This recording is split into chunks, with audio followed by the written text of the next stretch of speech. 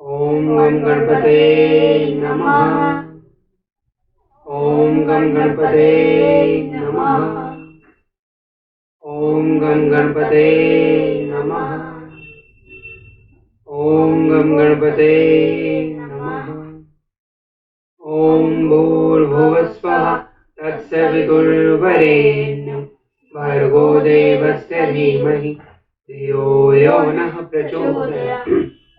ओम भूर्भुवस्वः तत्सवितुर्वरेण्यं भर्गो देवस्य धीमहि धियो यो नः प्रचोदयात्।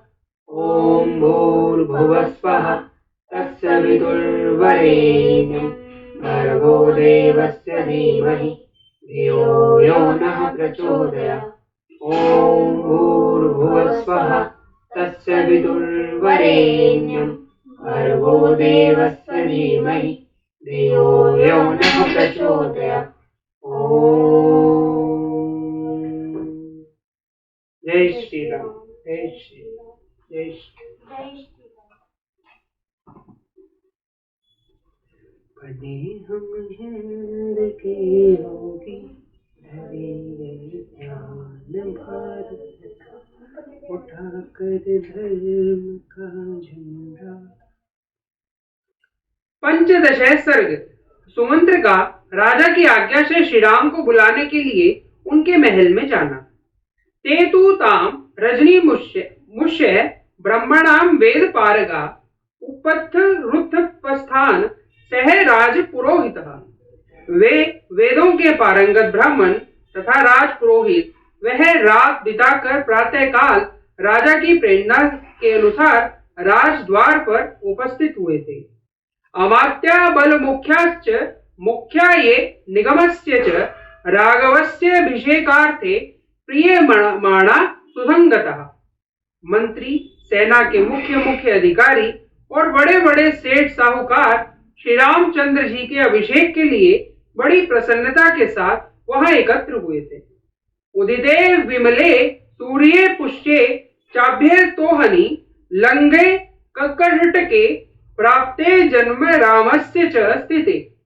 अभिषेकाय रामस्य द्विजद्वेरु कल्पित कांजना जलकुंभश्च भद्रपीठं स्वलंकृतम् रथश्च सम्यगास्तीर्णो भास्यता व्याघ्रचर्मणा गमन यमुनयो पुण्याद संगमादाहत जलम। निर्मल सूर्योदय होने पर दिन में जब पुष्य नक्षत्र का योग आया तथा श्री राम के जन्म का कर्क उग्न उपस्थित हुआ, उस समय श्रेष्ठ ब्राह्मणों ने श्री राम के अभिषेक के लिए सारी सामग्री एकत्र करके उसे जंचाकर रख दिया। जल से भरे हुए सोने के कलश, भांति भांति का सजाया हुआ भद्रपीठ, चमकीले व्याघ्र चर्म से अच्छी तरह आवृत रथ, गंगा यमुना के पवित्र संगम से लाया हुआ जल, ये सब वस्तुएं एकत्र कर ली गई थी। याचना सरितः पुण्या वृदा कूपा सरांसि च प्राज्ञवज्ञो वहाच तीर्यवाहच शीर्णं ताम्भे विहारतं तोयं समुद्रश्च सर्वशः शोद्रं दधि घृतलाजा दर्भा सुमनश्च वयम् अष्टो च कन्याया रुचिरा मतश्च वररावण सजलां श्रीभिक्षच्छन्ना घटाः कांजल राजता पद्यो पल्यूता भांति पूर्णा परम वारिणा।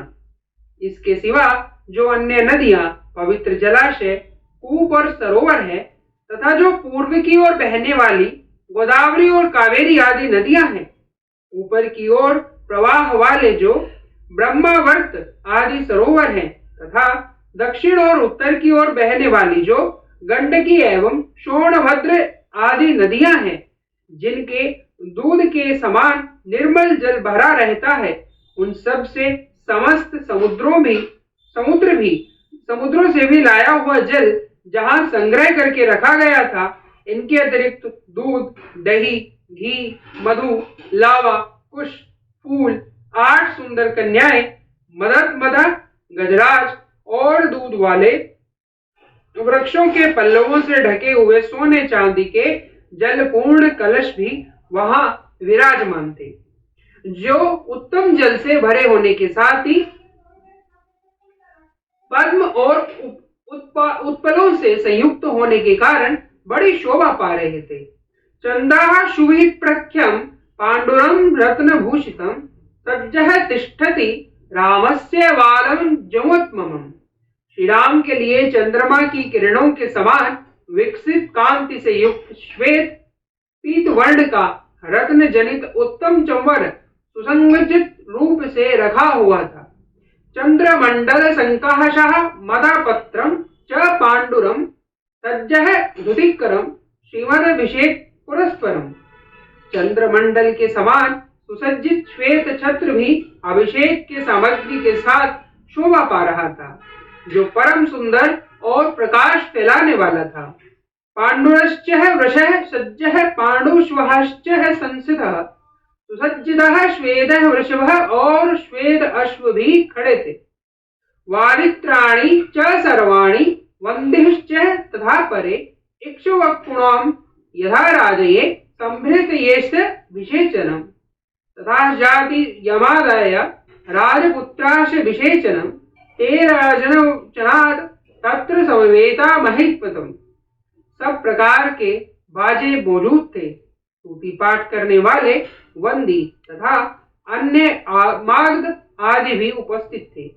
इक्ष्वाकु वंश की राजाओं के राज्य में जैसे अभिषेक सामग्री संग्रह होने चाहिए, राजकुमारों के अभिषेक की वैसी ही सामग्री साथ लेकर वे सब लोग महाराज दशरथ की आज्ञा के अनुसार वहां उनके दर्शन के लिए एकत्र हुए थे। अवश्य ब्रुवन कोनु राज्यो न प्रतिवेदयते न पश्यामश्च राजामुद्दिश्य दिवाकर यौवराजस्य विषेचन सज्जो रामस्य धीमतः। राजा को द्वार पर न देखकर वे कहने लगे, कौन महाराज के पास जाकर हमारे आगमन की सूचना देगा? हम महाराज को यहाँ नहीं देखते हैं। सूर्योदय हो गया है और बुद्धिमान श्री राम के यौवराज्य अभिषेक की सारी सामग्री जुटी गई है। इति तेषु ब्रह्मवेषु सर्वास्तुषु महीपति अब्रवीत तानिदः वाक्यम सुमंत्रो राजसत्कृतः।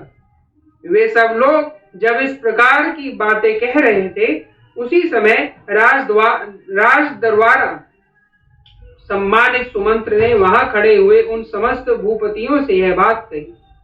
राम राज्ञो नियोगने सवर्द्या प्रतिस्थो हहाम उज्जा राज्ञो भवन्तश्च रामस्य तु विशेषतः अयम पृच्छामि वचनात् सुखमायुष्य महात्मन। मैं महाराज की आज्ञा से श्री राम को बुलाने के लिए तुरंत जा रहा हूँ। आप सब लोग महाराज के तथा विशेषतः श्री रामचंद्र जी के पूजनीय हैं।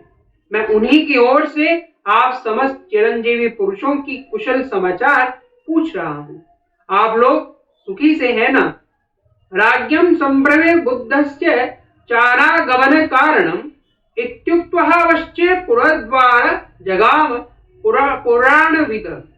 ऐसा कहकर और जगे हुए होने पर श्री महाराज के बाहर न आने का कारण बताकर पुरातन वृतांत को जानने वाले सुमंत्र उन्हें अंतरपुर के द्वार पर लौट आए। सदा सक्तम च तद वेशम सुमंत्र प्रविवेशः तुष्टवाक्यस्य तदा वंशम प्रविश्य स विशांपते। वह राजभवन सुमंत्र के लिए सदा खुला रहता था। उन्होंने भीतर प्रवेश किया और प्रवेश करके महाराज के वंश की स्तुति की। शरणीयम नरेंद्रस्य तदा साघ वशिष्ठ सोमज्ञ सत्य साघ तू तदा वेश्यम तिरस्कः मणिमंतरा आर्षे मृधुर गुण युक्तः भीरभुष्ट राघवम। तदंतर वे राजा के शयन गृह के पास जाकर खड़े हो गए। उस घर के अत्यंत निकट पहुंचकर जहां बीच में केवल चिक का अंतर रह गया था, खड़े हो वे गुण वर्णन पूर्वक आशीर्वाद सूचक वचनों द्वारा रघुकुल नरेश की स्तुति करने लगे।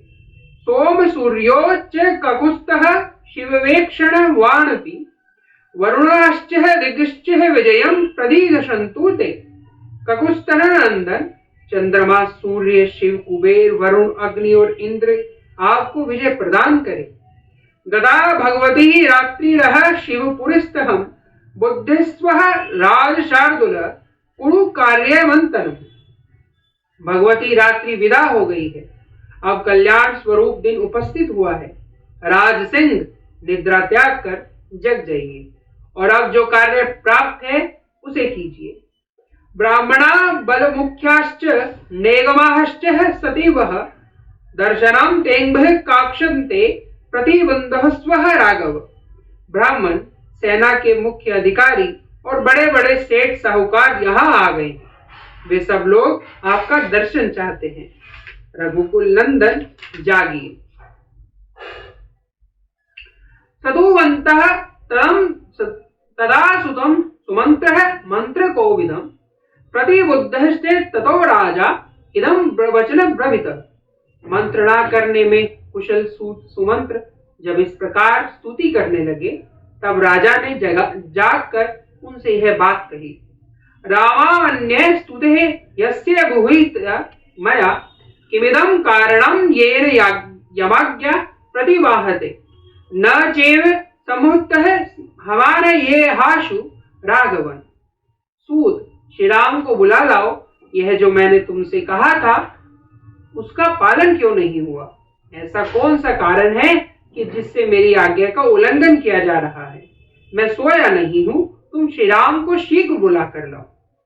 इति राजा दशरथः सुतं तत्रः वशात् पुनः स राजवचनं श्रुत्वा शिरसा पूज्य पति पूज्यं तम निर्जगाम नृपसमान प्रियं महतः प्रपन्नो राजमार्ग च पताका ध्वज शोभितम्। इस प्रकार राजा दशरथ ने जब सूत को फिर उपदेश दिया, तब वे राजा की आज्ञा सुनकर सिर झुकाकर उसका सम्मान करते हुए राजभवन से बाहर निकल गए। वे मन ही मन अपना महान प्रिय हुआ मानने लगे। राजभवन से निकलकर सुमंत्र ध्वजा पताकाओं से सुशोभित राजमार्ग पर आ गए। हस्ते प्रमुदित सुतो जमागाशु विलोकयं सूत कस्तः पुष्वाज रमाधिकरण कथा अभिषेक संयुक्ता सर्वलोकस्य हर्षस्वत। वे हर्ष और उल्लास में भरकर सबोर दृष्टि डालते हुए शीघ्रता पूर्वक आगे बढ़ने लगे। सूत सुमंत्र वहां मार्ग में सब लोगों के मुंह से श्री राम के राज्याभिषेक की आनंदमयी बातें सुनते जा रहे थे। ततो दर्दशे रुचिरं कैलास द्रवशभम रामे वेशम सुमंत्र वस्तु शक्रवेश समप्रथम महाकपाट पिहित वितर्दर्श शक्तोभितम। तदंतर सुमंत्र को श्री राम का सुंदर भवन दिखाई दिया, जो कैलाश पर्वत के समान श्वेत प्रभाव से प्रकाशित हो रहा था। वह इंद्र भवन के समान दीप्यमान था। उसका फाटक विशाल किवाड़ों से बंद था। उसके भीतर का छोटा सा द्वार भी खुला हुआ था। सैकड़ों वेदिकाएं उस भवन की शोभा बढ़ा रही।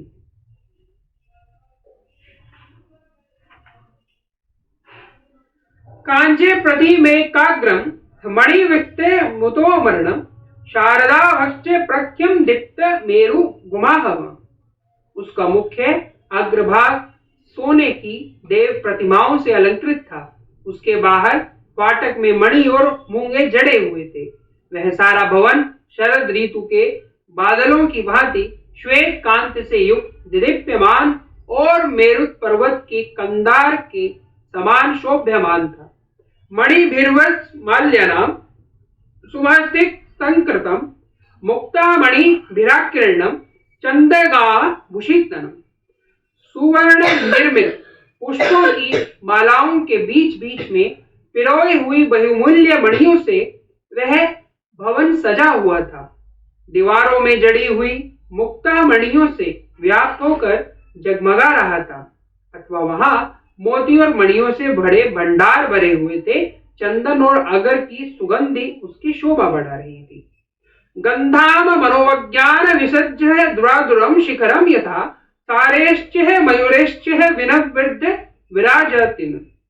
वह भवन मल्याचल के समीप पर्वत की दुर्धर नामक चंद्र नगरी के शिखर की भांति सबोर मनोहर सुगंध बिखेर रहा था। कलरव करते हुए सारस और मयूर आदि पक्षी उसकी शोभा वृद्धि कर रहे थे। सुकृदहे महश्च मृगाणा कीर्ण मुत्तीर्ण भक्तिस्तः मनश्च भूतामाबददं तिग्न तेजसा। सोने आदि की सुंदर डंग से बनी हुई भेड़ियों की मृतियों से वह व्याप्त था। शिल्पियों ने उसकी दीवारों में बड़ी सुंदर नक्काशी की थी। वह अपनी उत्कृष्ट शोभा से समस्त प्राणियों के मन और नेत्रों को आकृष्ट कर लेता था। चंद्र भास्करम संचाह कुबेर भनोपमम महेंद्र धाम प्रवितम नाना पक्षी समाकुलम। चंद्रमा और सूर्य के समान तेजस्वी, कुबेर भवन के समान अक्षय संपत्ति से पूर्ण और इंद्रधाम के समान भव्य एवं मनोरम उस श्रीराम भवन में नाना प्रकार के पक्षी चहक रहे थे। मेरु शंभल सुतो रामेश्वरम दर्दशः उपस्थिते समाकीर्ण जन्य लिव कारिभी। सुमंत्र ने देखा कि श्रीराम महल मेरु पर्वत के शिखर की भांति शोभा पा रहा है। हाथ जोड़कर श्रीराम की वंदना करने के लिए उपस्थित हुए असंख्य मनुष्यों से वह भरा हुआ है। उपादाय समाक्रांतस्तः जान परदेह जने रामाभिषेक कसुंभरे मुखे समलंकृतम। भांति भांति के उपहार लेकर जनपदों के निवासी मनुष्य उस समय वहां पहुंचे हुए थे। श्री राम के अभिषेक का समाचार सुनकर उनके मुख प्रसन्नता पूर्वक खिल उठे थे। वे उस उत्सव को देखने के लिए उत्कंठित थे। उन सब की उपस्थिति से भवन की बड़ी शोभा हो रही थी। महामेघ समप्रमुख्य मुद्रग सुवरीजातिदम नाना रत्न समाकीर्णम कुब्जे गैरपी सावचावृतम। वह विशाल राजभवन महान मेघखंड की समान ऊंचा और सुंदर शोभा से संपन्न था। उसकी दीवारों में नाना प्रकार के रत्न जड़े गए थे और कुबड़े सेवकों से भरा हुआ था। सवाजी युक्तेन रथेन सारथी समाकुलम राजकुलम विराजयन् वरुथिना राजगृह विपातिना पुरस्य सर्वस्य मनांसी हर्षयम्।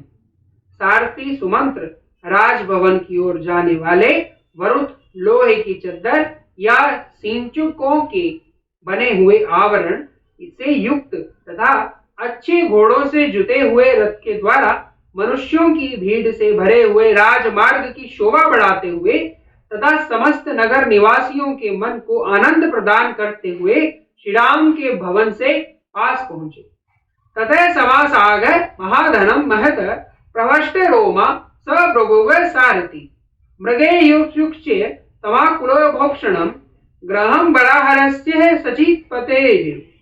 उत्तम वस्तु को प्राप्त करने के लिए अधिकारी श्रीराम का वह महान समृद्धशाली विशाल भवन सचिपति इंद्र के भवन की भांति सुशोभित होता था। इधर उधर फैले हुए मृगों और मयूरों से उसकी शोभा और बढ़ गई थी।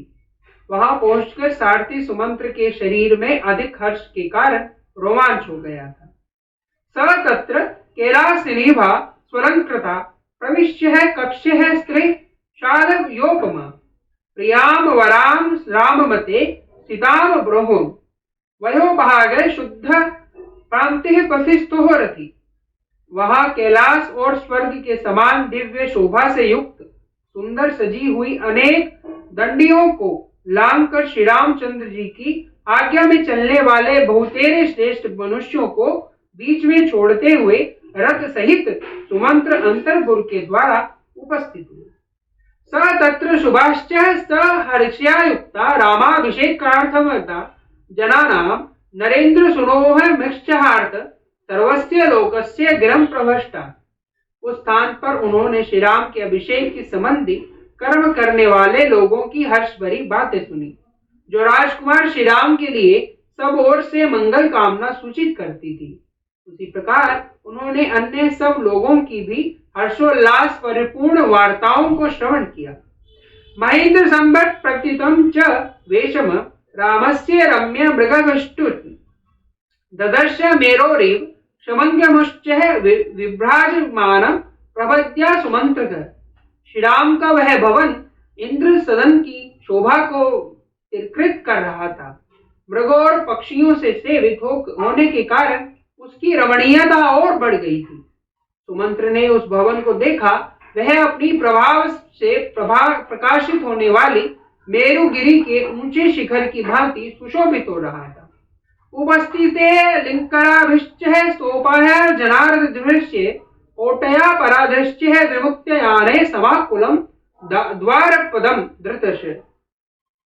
उस भवन के द्वार पर पहुंचकर सुमंत्र ने देखा श्री राम की वंदना के लिए हाथ जोड़े उपस्थित हुए जनपदवासी मनुष्य अपनी सवारियों से उतरकर हाथियों में भांति भांति उभार लिए करोड़ों और पराधोरों की संख्या में खड़े थे, जिससे वहां बड़ी भारी भीड़ लगी हुई थी। ततो महामेघ महिराम प्रभिक्तः कुस्तः मह रामोपवाग्य रुचिरम दृदश्य शत्रुश्च नागपुर कामयम। तदंतर उन्होंने श्री राम की सवारी में आने वाले सुंदर शत्रुंजय नामक विशालकाय गजराज को देखा, जो महान मेघ से युक्त पर्वत के समान प्रतीत होता था। उसके गंडक स्थल से मद की धारा बह रही थी। वह अंकुश से काबू में आने वाला नहीं था। उसका वेग शत्रुओं के लिए अत्यंत असह्य था। उसका जैसा नाम था वैसा ही गुण भी था। स्वलंकृतान शाश्वतान सुकंदरा नवात्य मुख्याश्च दर्दश्य वलाभ्या वयोपौव सुतः सहिताम समन्त्व समृद्ध पुरवाशिष। उन्होंने वहां राजा के परम प्रिय मुख्य मंत्रियों को भी एक साथ उपस्थित देखा, जो वस्त्राभूषणों से विभूषित थे और घोड़े, रथ और हाथियों के साथ वहां आए थे। सुमंत्र ने उन सबको एक और हटाकर स्वयं श्री राम के समृद्धशाली अंतरपुर में प्रवेश किया। ततोपष्ट कुटाचलेभ्य सन्निभे महाविमोह परमेश्वर संयुक्तम अव्ययमाण प्रविवेश सारथी प्रभुत रत्न मकरो यथावर्णम। जैसे मगर प्रचुर रत्नों से भरे हुए समुद्र में बेरोक टोक प्रवेश करता है, उसी प्रकार सारथी सुमंत्र ने पर्वत शिखर पर आरूढ़ हुए अविचल मेघ के समान शोभायमान महान विमान के सदृश सुंदर ग्रहों से संयुक्त तथा प्रचुर रत्न भंडारों से भरपूर उस महल में बिना किसी रोक टोक के प्रवेश किया। इतिहासे श्रीमद् रामायणे वाल्मीकि आदि काव्ये अयोध्या कांडे 15 सर्ग। इस प्रकार श्री वाल्मीकि निर्मित आर्ष रामायण आदि काव्य के अयोध्या कांड में 15वां सर्ग पूरा हुआ। जय श्री राम। जय श्री राम। जय जय राम। जय जय राम। जय जय राम। मैं तो राम ही राम पुकारूं। श्री राम। जय जय राम। जय जय राम। जय जय राम। मैं तो राम ही राम पुकारूं। श्री राम प्रभु मेरे सिद्ध लेंगे, मैं तो कब से राह निहारूं। श्री राम। जय जय राम। जय जय राम। जय जय राम। मैं तो राम ही राम पुकारूं। श्री राम। जय जय राम। जय जय राम। जय जय राम। मैं तो राम पुकारूं। श्री राम प्रभु मेरे सिद्ध लेंगे, मैं तो कब से राह निहारूं। श्री राम। जय जय राम। जय जय राम। जय जय राम। मैं तो राम ही राम पुकारूं। श्री राम। जय जय राम। जय जय राम। जय जय राम। मैं तो राम ही राम पुकारूं। श्री राम प्रभु मेरे सिद्ध लेंगे, मैं तो कब से राह निहारूं। श्री राम। जय जय राम। जय जय राम। जय जय राम। मैं तो राम ही राम पुकारूं। श्री राम। जय जय राम। जय जय राम। जय जय राम। मैं तो राम ही राम पुकारूं। ओम आरोग्य शक्ति जा। ओम आरोग्य शक्ति जा। ओम।